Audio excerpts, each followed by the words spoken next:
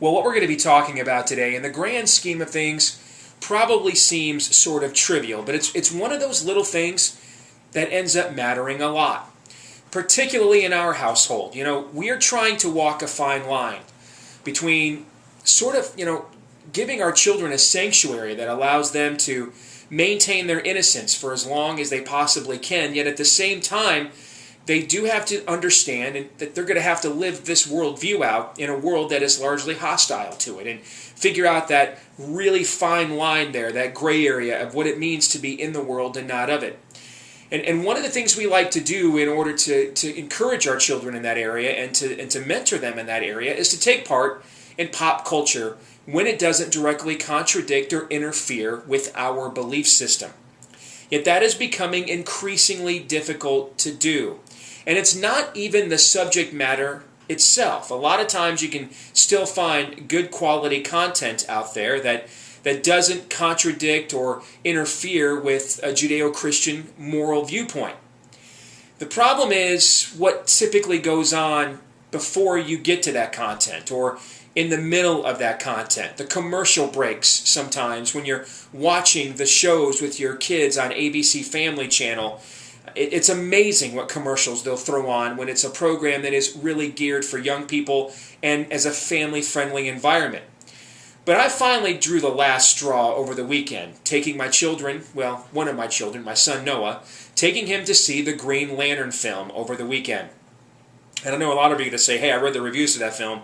That film itself should have been the last straw. And while it's not the greatest comic book movie ever made, these critics who make it sound like Howard the Duck are crazy over the top with their negativity. But the biggest problem the film had began even before the film began. The trailers. We took our son over to Jordan Creek Mall to watch this film in the movie theater, and the trailers they showed before we got to the movie, it got to the point that I had to grab my 4-year-old son, put him on my lap, and distract him, find ways to play with him, interact with him, so that he would not pay attention to what was going on the movie screen. I'll give you a couple of examples. One, an upcoming film called, I think it's Horrible Bosses, which looks like The Hangover meets Office Space. And it was a very graphic trailer. Jennifer Aniston plays a nymphomaniac, and you see scenes of her filming herself, having sex with her dental patients as they're, passed out, on an anesthetic. Having men grab her breast, simulating oral sex with hot dogs. And it went downhill from there. There was a trailer for Conan the Barbarian that makes 300 look like a G-rated feature. And I'm thinking to myself, this is a movie here. Forget some of the objectionable content in the movie. That's a topic for another video. But this is a movie that if you took your kids to the Target store or the Walmart store, nearly the entire toy section itself is dedicated to this Green Lantern film. So you would tend to think a movie that's clearly being marketed to children would probably have attached to it trailers for a like-minded audience. That was not the case. And this isn't the first time this has happened. My wife told me about a situation another movie theater chain had when she took our children to see a Disney film. We had the same problem last Christmas. We took our children to see Voyage of the Dawn Treader, the latest Chronicles of Narnia film.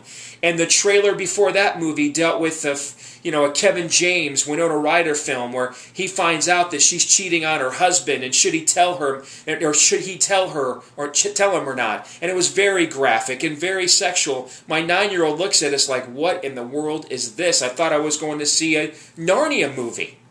Now, I don't know that this necessarily requires an issue advocacy group or a protest, but it is another brick in the wall. We are doing little to nothing to protect the innocence of our children. You don't have to be a Bible thumper, although I prefer you were one, but you don't have to be a Bible thumper like me, I'm guessing, to not want your children exposed to this kind of subject matter. You know what? Our children have the rest of their adult lives to find out the world sucks and human nature even worse. Why don't we do what we can do to protect their innocence while we still can? And we should demand that the pop culture and the products that we consume, that they don't work against us on that as well.